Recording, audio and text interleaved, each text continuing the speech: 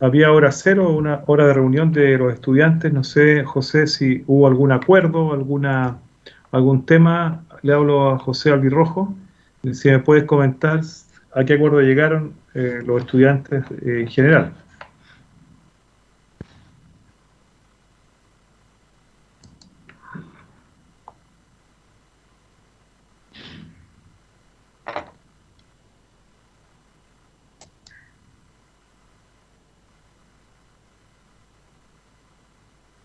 Muy bien, José. Vamos a comenzar entonces esta media hora de clases. Voy a grabar para que los que quieran estudiar después con la grabación. Nosotros estamos en la clase de Historia de América. Hemos tocado varios tópicos y hemos hablado esencialmente de un cambio epocal con la llegada de los europeos a América y vimos que la Edad Moderna, donde surge la historia, entre comillas, la historia entre Europa y América, es una época de cambio, de un cambio epocal, donde los hombres que llegan a América llegan con una mentalidad distinta al hombre medieval. Esta mentalidad es una mentalidad que pretende obtener la fama, la gloria, a diferencia del hombre medieval, que era un hombre más bien religioso y que buscaba pasar en forma anónima en las obras que realizaba en una catedral o en otro lugar, o construyendo un castillo. El tiempo de la Edad Moderna es un tiempo que se mide por el reloj y el tiempo tiene un valor económico. Les sugiero que anoten estos conceptos de que el tiempo se mide a partir de la Edad Moderna a través del reloj. Y esto tiene un impacto económico porque la banca comercial da créditos considerando el pago de un interés y eso tiene que ver con el tiempo en que la persona se demora en pagar. Eso está vigente hasta el día de hoy con el capitalismo o comercial. Una persona que pide un crédito hipotecario paga un interés. Si una casa cuesta 40 y al cabo de 10 años la persona termina pagando 65 o 70, esa diferencia es el interés del crédito hipotecario. Este concepto de interés surge en la Edad Moderna con la banca comercial en Italia, por ejemplo, en Milán, en Florencia, en Venecia, pero también en otros lugares de Europa. También decir que la sociedad cambia y cambia también la visión del mundo. Es una visión basada en la razón, en la ciencia y la tecnología. Y ahí tenemos el telescopio como un gran invento que es utilizado por Galileo Galilei para demostrar el movimiento de la Tierra, demostrar la fase de la Luna y también los asteroides, los astros que están dentro del sistema solar. Copérnico plantea que la Tierra no es el centro del universo como se decía en la Edad Media, sino que es el Sol. ¿Por qué explicamos esto? Porque los hombres que vienen a América, repito, vienen con una mentalidad distinta, una mentalidad que aspira esencialmente a obtener oro y plata y a obtener riqueza, y esta riqueza se pretende después cambiar de condición social. Si vino a conquistar México, o Chile, o Perú, o el Río de la Plata, un conquistador que en Europa era un campesino o un artesano o un cuidador de animales, acá quiere ser un señor, quiere ser un noble. Y ahí esto es muy irrelevante para lo que pasa después, durante todo el periodo colonial en América, en lugares como el Virreinato de Nueva Granada, en Colombia y Venezuela. El otro virreinato, para que lo vayan anotando, es el Virreinato de Nueva España, que corresponde actualmente al territorio de América Central, específicamente a México. El Virreinato del Perú, donde actualmente se ubica Perú, Bolivia, Chile, norte de Argentina, y el Virreinato de La Plata, lo que hoy día es Argentina y Uruguay. Es decir, estamos viendo un nuevo orden en América. Son desplazadas las civilizaciones que ustedes investigaron, son desplazadas del poder político los incas, los aztecas, y en el caso de Europa esto es posible porque hay un orden político distinto. Los reyes se imponen a los señores feudales. En la Edad Media el señor feudal mandaba un feudo, un territorio donde había un bosque, tierra de labranza y el castillo. Y el señor feudal protegía a los campesinos que eran sus vasallos. A cambio, los vasallos, los campesinos, le entregaban parte de la producción de la tierra y parte también de la producción del ganado. En el Estado moderno, los reyes de España, Francia, Inglaterra, ellos, ¿qué logran? Sobre todo España, Francia e Italia logran una alianza política con el Papa y con una nueva clase social que no existía antes, que era la burguesía.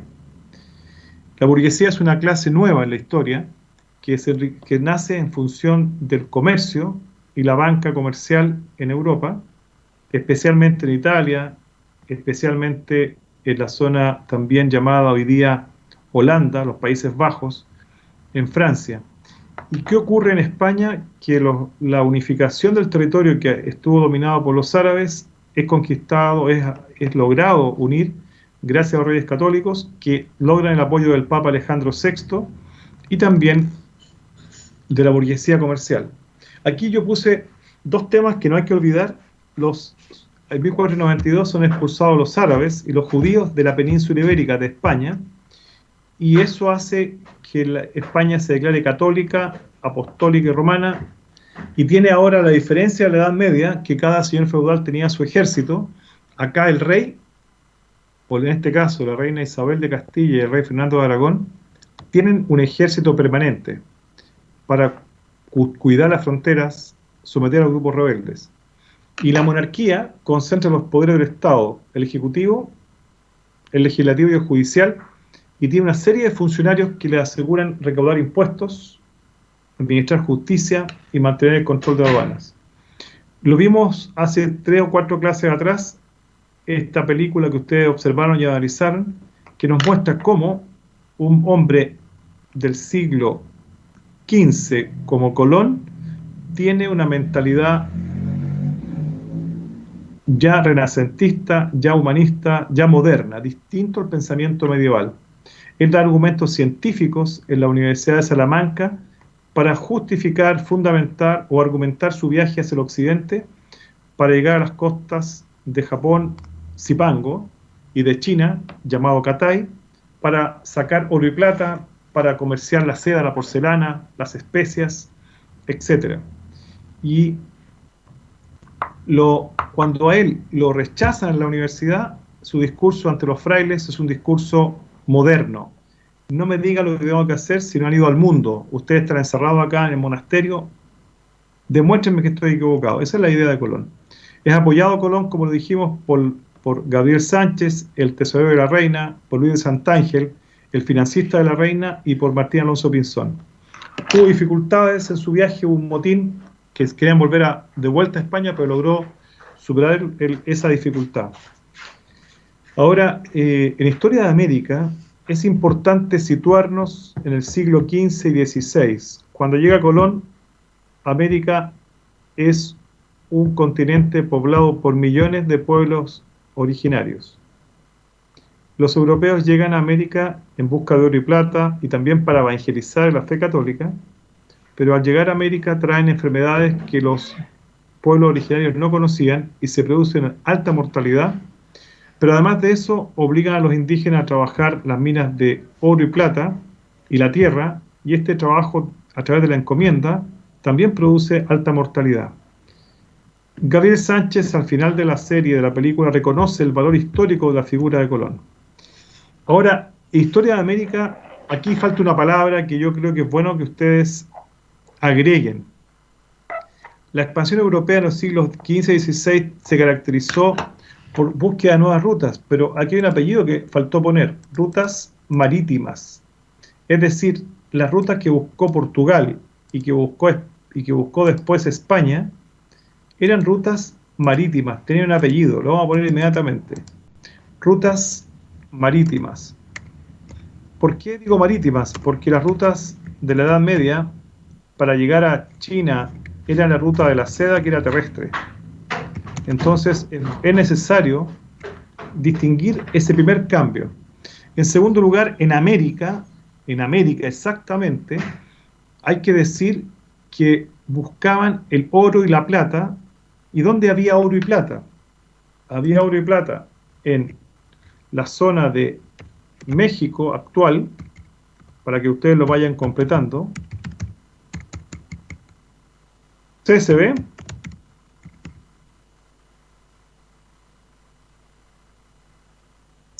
Sí, profe, sí se ve. Sí, profe. Perfecto. México, en Perú, Bolivia.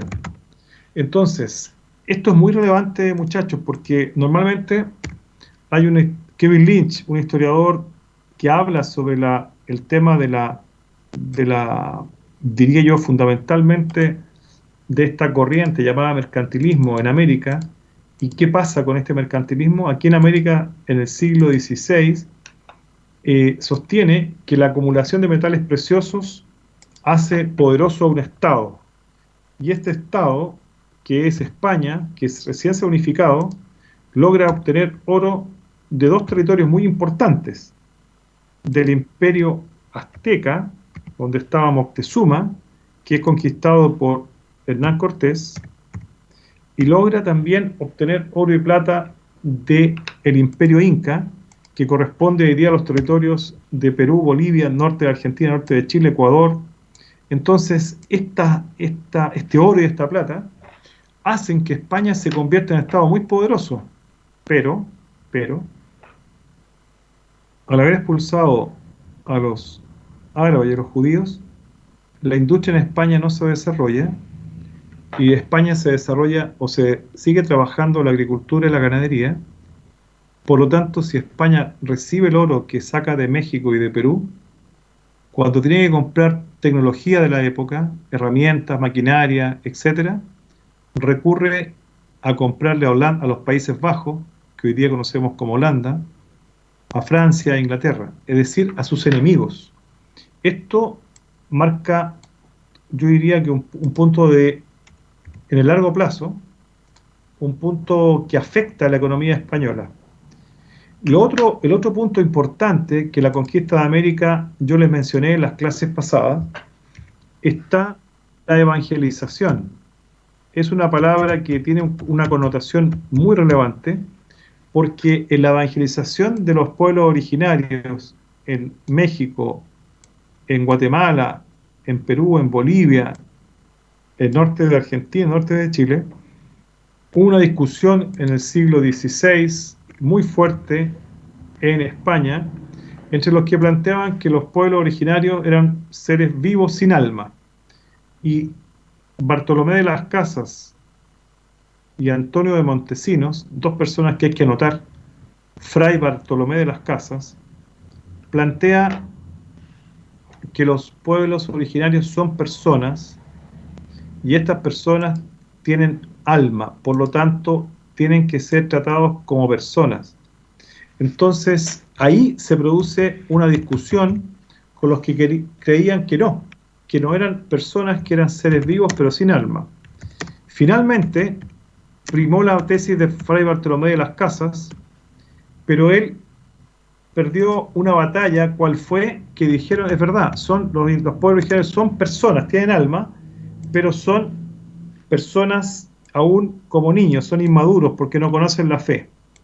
Por lo tanto, alguien tiene que ayudarlo a conocer la fe, y esos que tienen que ayudarlos a conocer la fe son los conquistadores y la orden religiosa, y los conquistadores tienen que hacerse cargo de la alimentación y también de la protección de los pueblos, de los indígenas, pero, y ahí está el truco, la trampa, como son seres aún inmaduros, como niños, los impuestos que le tienen que pagar al rey no los pueden pagar directamente los pueblos originarios al rey, sino que el rey encomienda a los conquistadores que cobren los impuestos. Y ahí nace la encomienda, que es una institución que le permite al español o al europeo en general, le permite hacer trabajar al indígena en las minas de oro, de plata, en los lavaderos, pero lo hacen trabajar sacando oro y plata, pero descuidando, a mi juicio, lo más importante, que es las condiciones en que estos pueblos originarios viven. Y ahí se produce una alta mortalidad en la zona de América de los pueblos originarios. Entonces, le acabo de agregar acá a los que están viendo el PPT, lo están viendo, muchachos, ¿cierto? Sí, profesor. ¿Sí? Acabo de agregar acá Fray Bartolomé de las Casas, un defensor de los pueblos originarios, y él ganó una batalla cuando logró que fueran considerados personas, pero lamentablemente primó la tesis de que eran menores de edad, como aún inmaduros, por lo tanto no eran capaces de directamente ellos pagar. Y ese argumento falaz hizo que fueran encomendados, y al ser encomendados se prestó, como ustedes comprenderán, para muchos abusos, provocando enfermedad y alta mortalidad. Entonces, en esta clase quiero que quede claro que en el siglo XVI y durante todo el periodo colonial, la iglesia y los particulares tuvieron una tremenda disputa por la condición que veían a los indígenas. Los indígenas eran vistos por los religiosos como personas con alma. En cambio, para los demás, al principio eran vistos como seres vivos, animales más bien. Después pasa la tesis, logran los franciscanos, los Bartolomé de las Casas, que sean reconocidos como personas, pero los enemigos de Bartolomé de las Casas, la otra postura dice, sí, son personas, pero son aún inmaduros, por lo tanto, ¿quién los va a hacer trabajar para pagar impuestos al rey? Los encomenderos. Y a un conquistador se le entregan 10, 20, 50, 100, 500 indígenas, y el encomendero lo hace trabajar en Perú o en México en minas de plata y oro. Esto es muy relevante porque afecta a la calidad de vida de los pueblos originarios. Por un lado la encomienda, por otro lado las enfermedades y también, en el caso de Chile, la guerra. Eso hace que la población indígena desde México a Chile baje demasiado. En el Caribe prácticamente es eliminada en un gran porcentaje, y en el resto de América ocurre algo similar, excepto Paraguay, que conserva a los guaraníes que enfrentan a los españoles y los mapuches. En Perú y en México, por la cantidad de indígenas que hasta el día de hoy existen, son países de una alta población de origen de pueblo originario. Brasil es un caso. ¿Por qué yo puse acá Portugal y España?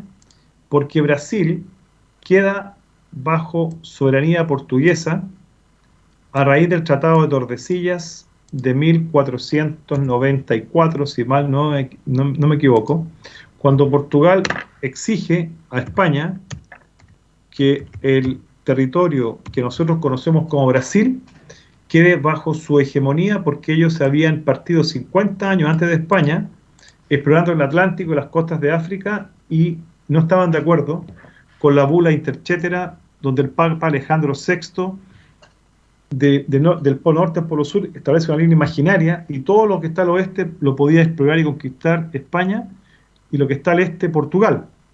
Y los portugueses se dan cuenta que no van a tener acceso al nuevo continente, que es América, y eso hace que reclamen y hagan un nuevo tratado con España, que es el tratado de Tordesillas, donde acceden ellos a explorar y conquistar Brasil, que es el país de América Latina más poblado, y hoy día es el país de América Latina que tiene la mayor cantidad de contagiados en el mundo por el COVID. Hay dos países que están los más contagiados, Estados Unidos, y en segundo lugar Brasil. Esto se lo estoy diciendo porque la película La Misión, que ustedes han visto o pueden ver, se muestra la existencia de los jesuitas en las misiones que estaban entre Paraguay y Brasil. Cuando los jesuitas estaban con los indígenas, le enseñaban, lo evangelizaban, pero le enseñaban también oficios, artesanía, hacer cosas, hacer muebles, hacer objetos en plata, y los trataban bien. Pero lo que ocurrió con los jesuitas fue que en la América española y en Europa también, por ser una congregación que tenía una estructura vertical con un superior general, eran una orden productiva en las haciendas, productiva también en lo intelectual y también productivos en lo económico y lo político y en lo social. Fueron expulsados del Imperio Español en el siglo XVIII. En 1767 fueron expulsados de Chile los jesuitas y del resto del Imperio Español, y fueron expulsados de toda Europa, y lo recibió Catalina la Grande en Rusia. ¿Por qué lo recibió? Porque vio que era una orden que tenían conocimientos de ciencia, de historia, de filosofía, de medicina, y eran grandes educadores. Esto es bueno saberlo. Lo otro, en América, historia de América, normalmente nosotros tenemos que entender que la monarquía española, la monarquía más bien que controlaba el imperio español, esta monarquía tuvo dos gobernaron. Desde 1519 hasta 1703 por ahí, gobernó la dinastía Habsburgo de origen alemán, y en el siglo XVIII asume la dinastía Borbón de origen francés. ¿Por qué es importante esto? Porque en el siglo XVIII la dinastía Borbón introduce en América un concepto político que hasta el día de hoy existe, las intendencias. Y esta dinastía Borbón quiere modernizar el Estado español en América y establece las leyes de libre comercio donde los puertos de América pueden comerciar con 9 puertos españoles. Eso es un cambio notable porque entre 1492 y 1700 solamente podían comerciar con el puerto de primero de Sevilla y después con Cádiz y con ningún otro. Ahora, ¿es relevante esto para nosotros hoy día? Yo diría que tiene una importancia por lo siguiente. Chile, desde la época que volvió la democracia en 1990, estableció tratados de libre comercio con varios países de América y del mundo. Sin embargo, cuando tú estableces libre comercio, baja los impuestos para los productos importados, que eso no es malo, dices tú, pero cuando un producto importado compite con un producto nacional como el trigo, por ejemplo, hace que el trigo que venga de Argentina es más barato, o el de Rusia, por poner un ejemplo, y eso desincentiva a la producción de trigo nacional, y eso es un gran peligro estratégico, porque hace al país vulnerable en caso de una pandemia, un terremoto, que su producción no alcanza, no abastece a la población. La producción propia, tiene que recurrir a comprar trigo. Lo mismo ocurre con las legumbres. Si Chile hace un tratado de libre comercio con un país como México, Paraguay o Perú, la legumbre puede venir más barata al extranjero y desincentiva que el productor nacional pueda competir con su calidad por precio, no por calidad, por precio con la legumbre importada. Eso está pasando hoy día por la pandemia, está llegando más legumbre del exterior por el Tratado de Libre Comercio. ¿Qué afecta eso a la economía local? Mucho. El productor de legumbres deja de producir o produce menos, y también el de trigo, y pierde. Entonces, para que se den cuenta que el libre comercio que establece la dinastía Borbón en el siglo XVIII, que era fomentar el crecimiento de España y de América, hoy, en el siglo XX, en la época de la 1990 hasta en la época de Frei, de Lagos y de Michelle Bachelet, y de Piñera también, se establecen tratados de libre comercio sin considerar lo que significa la producción de los pueblos, de las personas que están abasteciendo al país. Juan Pablo, ¿se está viendo lo que estoy mostrando?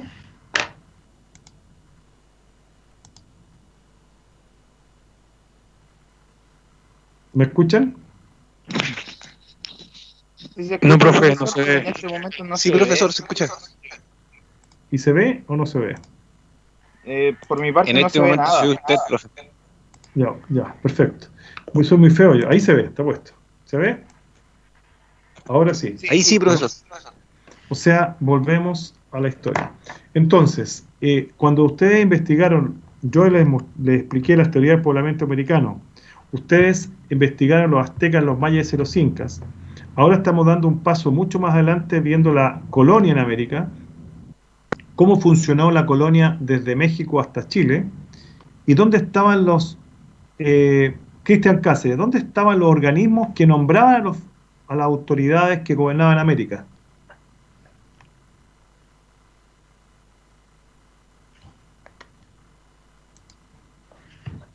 ¿Cómo, profesor? Las autoridades que llegaban a América, virreyes, gobernadores, jueces, ¿quién los nombraba a ellos? Sí, está hablando del viaje de Colón a América, ¿cierto? No. Estoy hablando de las autoridades que llegaban a América a gobernar. Un virrey, por Los ejemplo. reyes denominaban los virreyes, por lo que tengo entendido yo, que la reina Isabel con el rey ¿Ya? nombraron los virreyes para reinar, así entre comillas, lo que es América. Muy bien, pero está bien. Entonces, después de que murió la reina Isabel y Fernando de Aragón, los siguientes reyes, Carlos V, Felipe II, siguieron nombrando a las autoridades que gobernaban América. Pero el rey jamás vino a América. Ni la reina Isabel nunca vino, tampoco Fernando de Aragón, tampoco Carlos V, ni Felipe II. Entonces, como el rey no venía, nombraba autoridades que gobernaran en su nombre. En México nombró un virrey. En lo que hoy día es Perú, otro virrey. En lo que hoy día es Colombia, otro virrey. Lo que es hoy día Río de la Plata, Argentina, otro virrey. Pero ¿quién le proponía al rey el nombre de estas autoridades? Porque el rey no lo sabía todo. ¿Qué organismo asesoraba al rey en esto? Juan Pablo.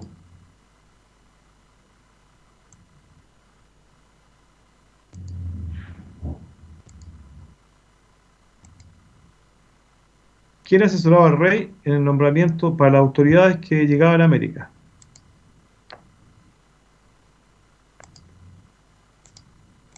Lo acabo de marcar. ¿Cómo se llamaba el organismo que asesoraba, que ayudaba al rey para que él supiera qué autoridades debía nombrar? Cualquiera de los que está conectado puede decirlo sin temor. El consejo, profesor. ¿En qué consejo? Ahí dice el Consejo de Indias, pero yo creo Eso era. que los Eso consejeros es. El Consejo de Indias tenía que ver con los asuntos, como el nombre lo dice, de Indias, América y Filipinas. Solo el Consejo de Indias se preocupaba de eso. El rey tenía otros consejos que le ayudaban a gobernar otras partes de su imperio. Por ejemplo, el Consejo de Castilla, en la región de Castilla, el Consejo de Aragón, en la región de Aragón, el Consejo de Italia y las dos Sicilias, para Italia. Pero el Consejo de Indias estaba a cargo de asesorarlo en el gobierno de América y Filipinas. Habían virreyes en América que eran nombrados en España y llegaban a América como virreyes, gobernadores y oidores. Ahora, ¿quién estaba preocupado, Juan Pablo Iribarren, de la parte económica? ¿Qué organismo asesoraba al rey en lo económico en relación con América?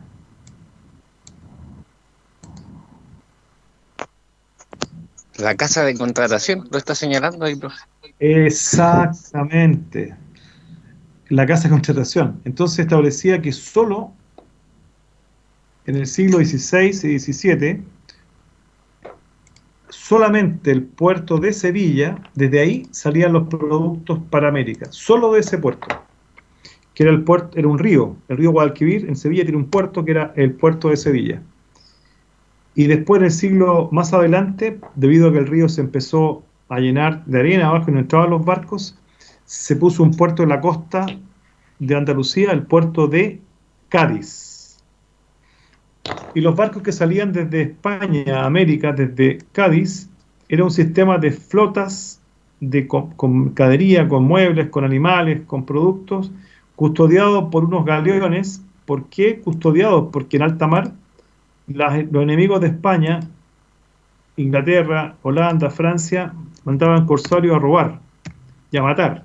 Entonces, de esa manera, tenían evitar eso era a través de las flotas de los galeones. Sin embargo, durante todo el periodo colonial, los corsarios, que están autorizados por la reina Elizabeth II de Inglaterra a robar y matar en alta mar, tenían patente de ella y una parte de lo que robaban se lo tenían que entregar.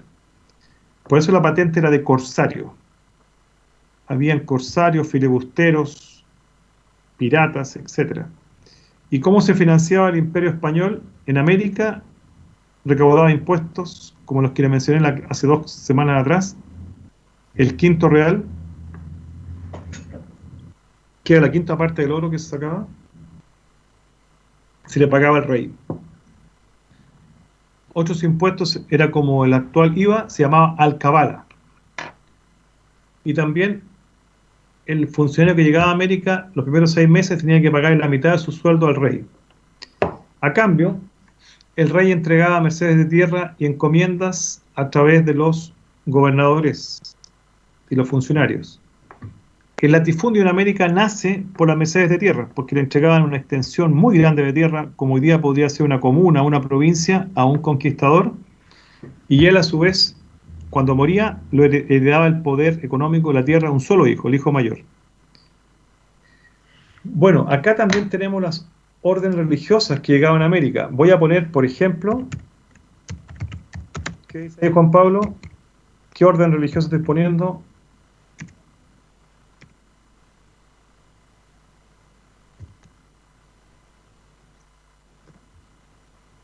Los franciscanos, los dominicos, los jesuitas nos faltan ahí.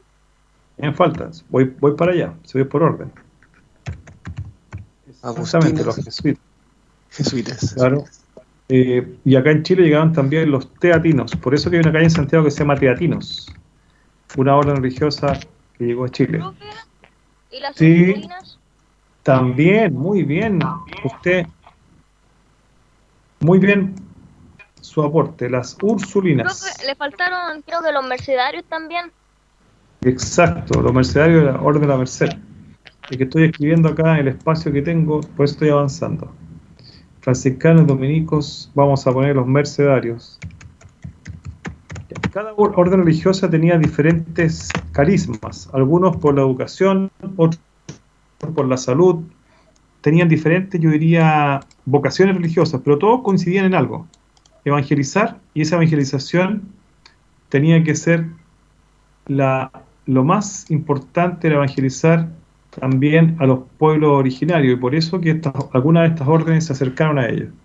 En América, en México, en Colombia, en Venezuela actual, en Perú, en Chile, Argentina, en Paraguay, Uruguay, en Bolivia y Perú, surge un grupo social muy importante a raíz de la encomienda de la merced de tierras, que son los hacendados.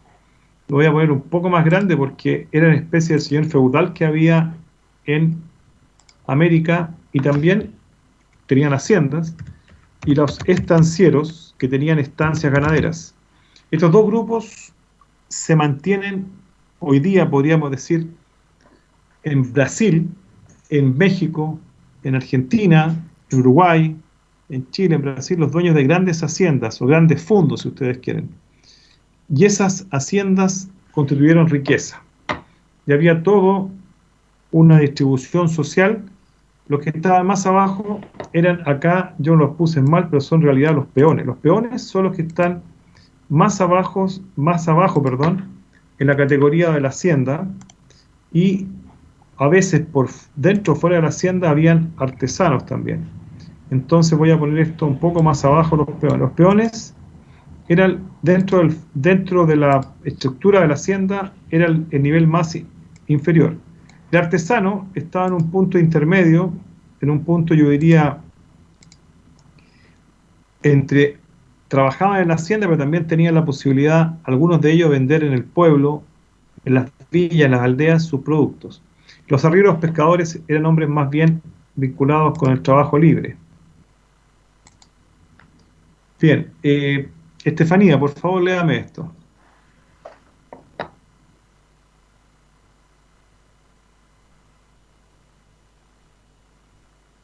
Profe, ¿me escucha bien? Perfecto. Ok, ya. Conquista del Imperio Inca. 20 de mayo de 1524. Contrato de compañía entre Francisco Pizarro, Diego de Almagro y Hernando de Luque. 26 de julio de 1529. Capitulación que autoriza a Pizarro para explorar y conquistar los territorios del Perú. Pizarro, gobernador, capitán general y justicia mayor, adelantado y otras mercedes. Imperio Inca. Había una guerra civil luego de la muerte de Inca Huayna Cápac entre sus hijos Huáscar, Cusco y Atahualpa, Quito. 15 de noviembre de 1532. Pizarro llega a Cajamarca, captura a Atahualpa. 25 de julio de 1533, Atahualpa fue ejecutado.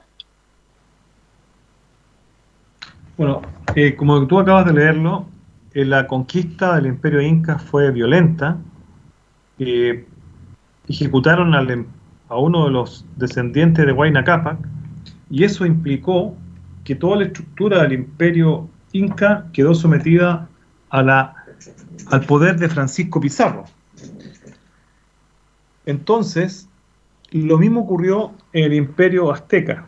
En el Imperio Azteca ocurrió algo muy similar, debido a que a la llegada de los españoles dirigidos por Hernán Cortés, el Imperio Azteca era un imperio que tenía una gran extensión territorial, y también habían pueblos enemigos de los aztecas. Hernán Cortés venía de las islas del Caribe, de lo que hoy día es Cuba, y pidió autorización al gobernador para ir a explorar el continente. Llegó a la zona que conocemos hoy día como Península de Yucatán, como México, y impactaron a los pueblos originarios, a los aztecas, ver hombres de barba, hombres con armadura y con caballo, y según un mito dicen que los indígenas pensaban que los que llegaban eran hijos de dioses, por lo tanto no ofrecieron ningún tipo de resistencia militar, al contrario, lo recibieron con mucho agrado. Hernán Cortés y su gente buscaba oro, buscaba riquezas.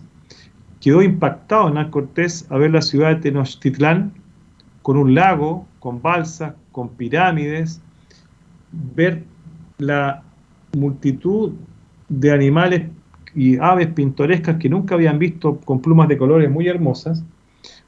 Sin embargo, ellos deciden establecer contacto con el emperador Moctezuma, y se dan cuenta que el emperador también era visto como una especie de dios, hijo de un dios, o con vinculación con Huitzilopochtli, y eso hizo que se dieran cuenta que atrapando al emperador, atrapaban al imperio, y atrapando al imperio podían obtener oro y plata.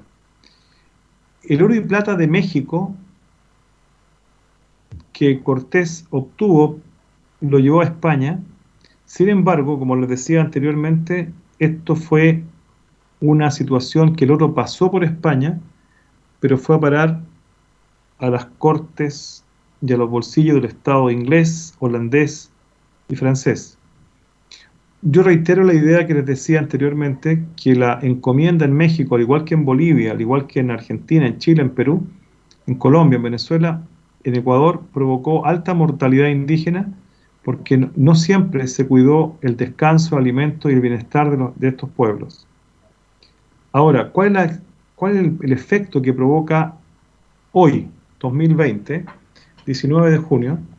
A pesar de los 500 años que han pasado, perviven los descendientes de los mayas en México, en Guatemala, perviven todavía descendientes de los aztecas, y también descendientes de los incas y de los aymaraes en Sudamérica. Ahora, en México se hablan más de 115 dialectos indígenas. Nosotros, que vivimos en un país mestizo, somos un país con esas características, con mestizo, con una mezcla entre españoles, italianos, árabes, mapuches, de Aquita, atacameños, etcétera, etcétera, etcétera. Han llegado palestinos, han llegado de múltiples lugares. Ya en el siglo XIX italianos, llegaron alemanes, en el siglo XX han llegado españoles, judíos, croatas, palestinos, árabes. Somos un país muy, muy mestizo en eso. Pero hay países de América que son evidentemente indígenas. Su población indígena es muy importante. El caso de Bolivia, el caso de Perú, el caso de Ecuador, el caso de México, y los pongo como ejemplos, porque ahí la población indígena es muy fuerte. Paraguay es un ejemplo. En Paraguay se habla guaraní y castellano. Entonces estamos en el siglo XVI, XVII ya con el Imperio Español instalado en América, y también vamos a ver la evolución de lo que ocurre exactamente con cómo funciona el Estado en América y qué pasa, por qué se crea un virreinato en México, en Perú, en Río de la Plata y en Colombia. ¿Por qué se crean los virreinatos ahí? Porque ahí hay riqueza, hay oro, hay plata. No se forma un virreinato en Chile porque aquí en Chile no hubo un imperio indígena y una civilización indígena importante. Acá se veía a Chile como el último lugar del mundo, donde había un pueblo guerrero como los mapuches, y habían pueblos con un desarrollo cultural especial como los diaguitas o los atacameños. Pero Chile no era el centro, la importancia para el imperio español. La importancia estaba en México, en Perú, por las riquezas. También decir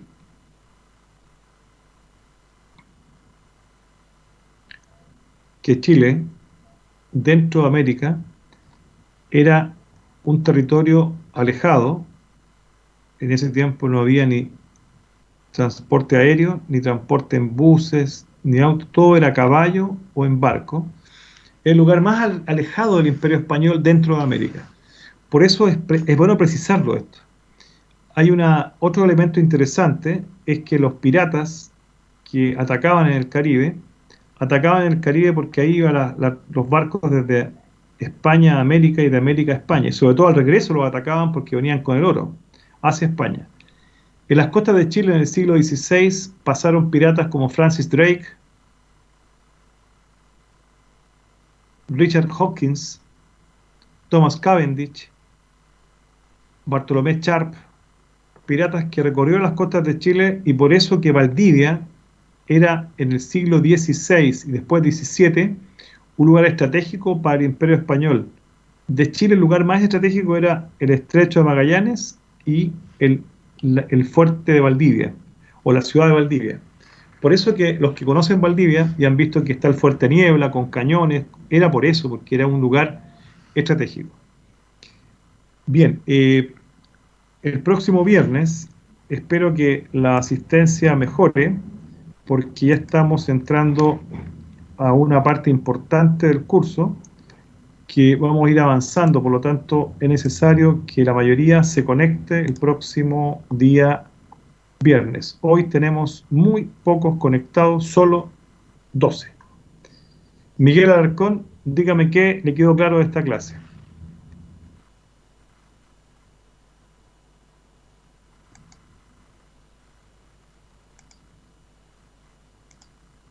Miguel, ¿está escuchando? No escucha. Belén, ¿usted escucha bien?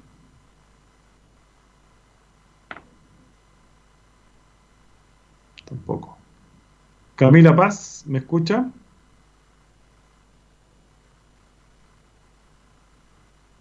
Miguel Alarcón, aquí me está respondiendo Miguel. Voy viajando, profe, me dice. Disculpe, ya entiendo. Entiendo. Bien, alguien que quiera hacer un comentario de la clase, lo que Estefanía, Ignacio Cosmi, José Albirrojo, Michelle Correa, Juanito Leighton, no está.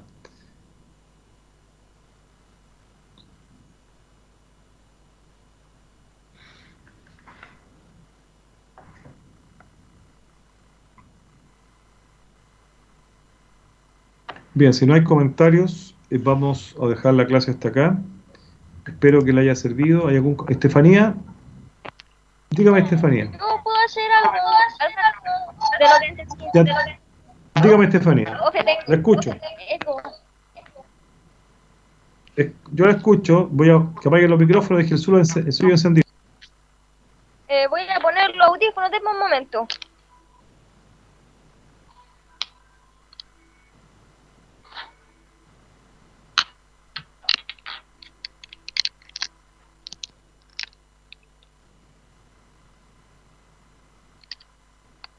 Juan Leighton, ¿anda por ahí o no?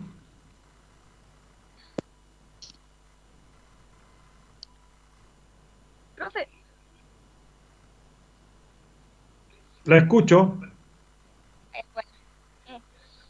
No, usted hizo como haciendo un recorrido así por la Edad Media, como para poder conectarla con la edad moderna, cuáles fueron los principales cambios de los nuevos grupos sociales, y yo creo que principalmente el cambio en la mentalidad de los hombres de aquella época. Por ejemplo, la figura de Cristóbal Colón, que él tenía unos ideales como que basado así en el racionalismo, así basado en la experimentación, en el humanismo,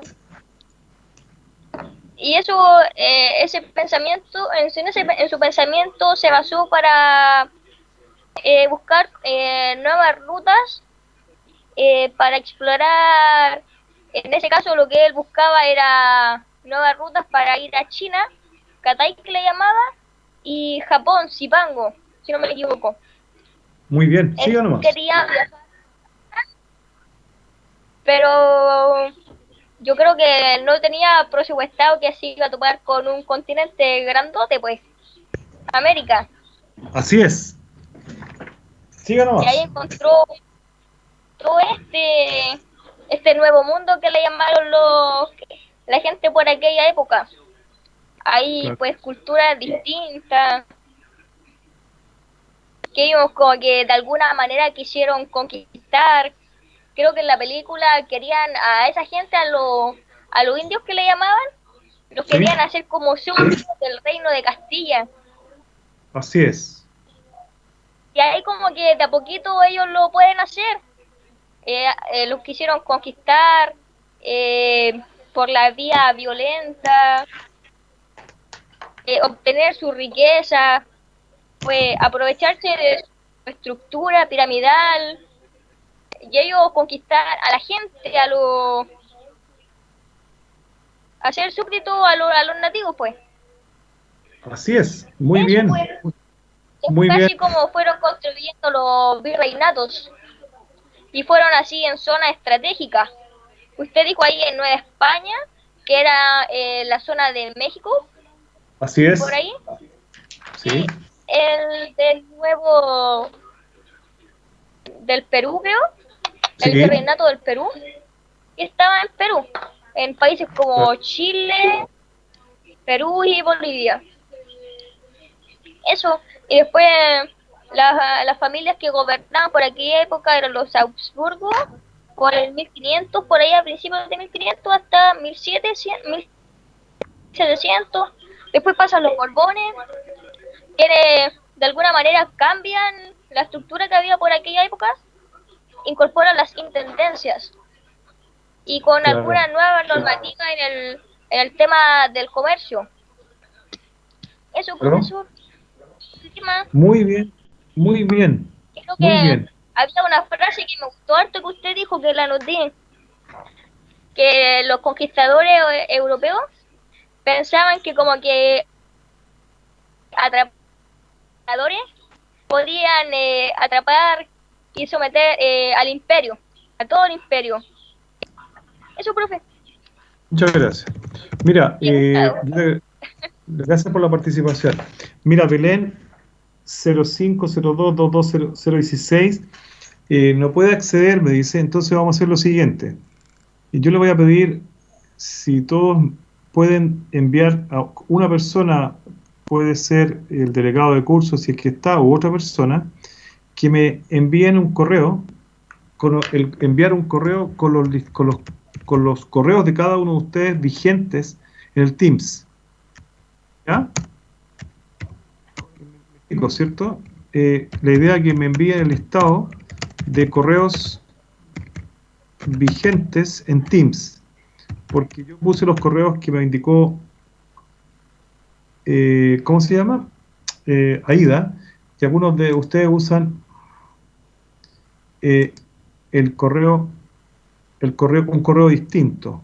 Entonces, que me envíen hoy día, ojalá hoy día, para no pasar más el tiempo porque de correos vigentes en Teams. Me lo puede enviar el delegado de curso u otra persona, no sé, José, Ignacio, Juan Pablo, cualquiera, pero que sea lo más ordenado, para que todos accedan, porque me preocupa que hay una persona que no pueda acceder. Bien, yo le agradezco haberse conectado. Nosotros hicimos la clase igual de 1 hora. Creo que ha sido grato poder encontrarme, aunque sea con tan poquitos, pero la idea es poder hacer las clases en forma sistemática. El próximo viernes Profesor, es fundamental. Sí, dígame. buenas tardes, habla José por acá. Sí, dígame, José.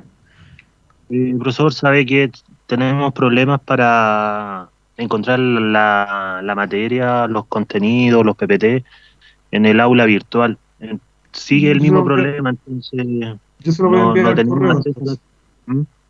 Envíame el correo grupal y yo se lo envío al correo, ¿ya? Ya, perfecto. Envíamelo al tiro, ahí donde estoy yo en el Teams, para que ustedes tengan el acceso. Mira, por reglamento nos piden subir toda la aula virtual. Yo hablé el otro día para crear una pestaña y ir subiendo todo. Voy a hacer lo siguiente, envíame el correo grupal y yo voy a enviar a la pestaña que dice Historia de América, voy a subir todo lo que tengo, lo que le he subido, y después por correo me confirman si lo han recibido o por la misma aula virtual. Pero en todo caso, como plan B, envíame el correo, ¿ya? Por favor. Bien, entonces yo le agradezco la participación de hoy a cada uno de ustedes y espero que estén bien con su familia en este periodo de pandemia que estaba muy crítica, y por ese motivo pienso que el autocuidado es lo primero que hay que tener. Ya, entonces voy a detener la grabación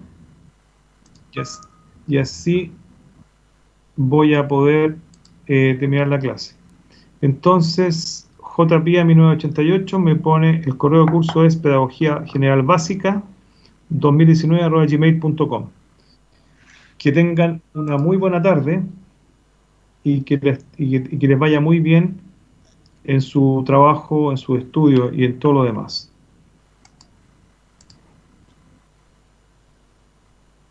Chao, profesor, buenas tardes. Buenas tardes, José. Igualmente, Chao, profesor. profesor, gracias. Juan, Juan Pablo, un abrazo y también. ¿Quién me habló recién? No sé. Yo, profe, ¿lo podría Muy molestar? bien.